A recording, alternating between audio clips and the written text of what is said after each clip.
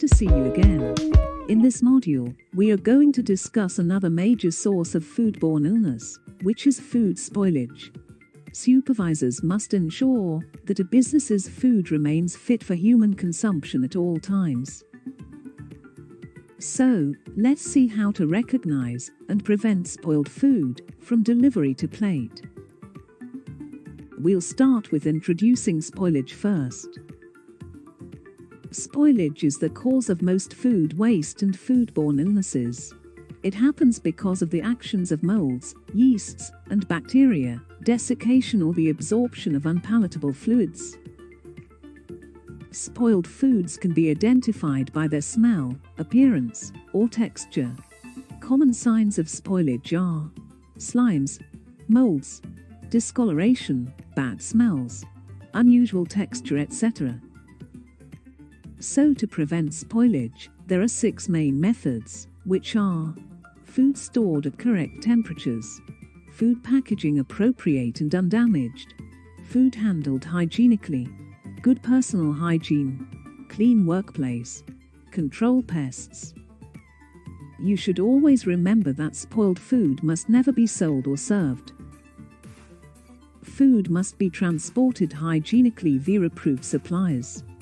Delivery protocols must be incorporated in a HACCP-based FSMS, enforced by supervisors, and documented for due diligence. Delivery vehicles must be fitted with equipment that maintains specific temperatures for the foods they carry. All deliveries should be checked quickly before storage. Next up are some preserving guidelines for various kinds of food. Raw meat and poultry should be stored at 0 degrees centigrade at 90% relative humidity for up to 1 week, less for processed raw meat. Keep animal organs transported with meat separate in clean, watertight containers. Eggs must be packed within 10 days of being laid at an authorized packing center and display an appropriate code, the number of eggs, and the date of laying and dispatch. The cooked meat products should be refrigerated at 7 degrees centigrade and be consumed within 2 days. If they contain preservatives, they should be kept and transported at a temperature of no more than 5 degrees centigrade. Dairy produce and artificial cream should be refrigerated at 5 degrees centigrade or under while in transit and upon delivery. Vacuum-packed foods should also be refrigerated, and they should be removed entirely from packaging once opened. You should also watch out for defective seams and punctures, and discard if any are present. Remember, don't store food under glass in direct or strong sunlight, as heat builds up like a greenhouse, creating conditions for bacterial growth. This worsens under fluorescent light, or without adequate air circulation.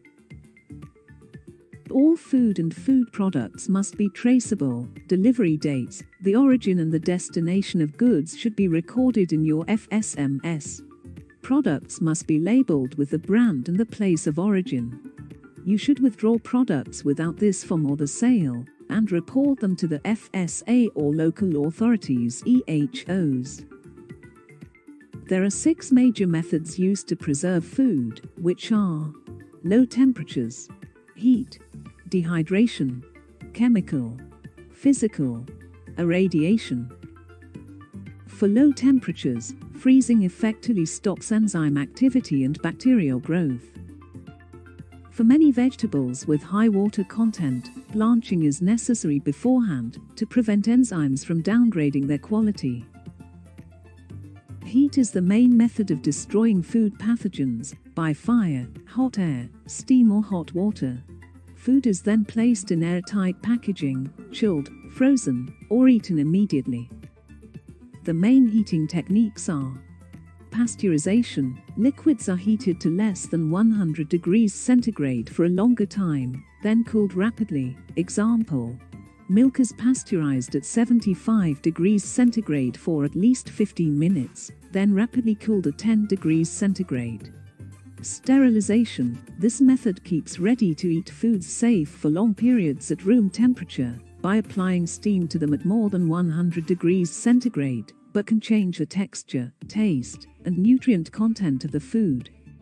Ultra-heat treatment, UHT, it is used to extend the shelf life of milk by heating to 135 degrees centigrade or more for 1 second, before putting it into sterile containers. UHT milk can be kept for months without refrigeration. Dehydration is the reduction or total removal of food's water content.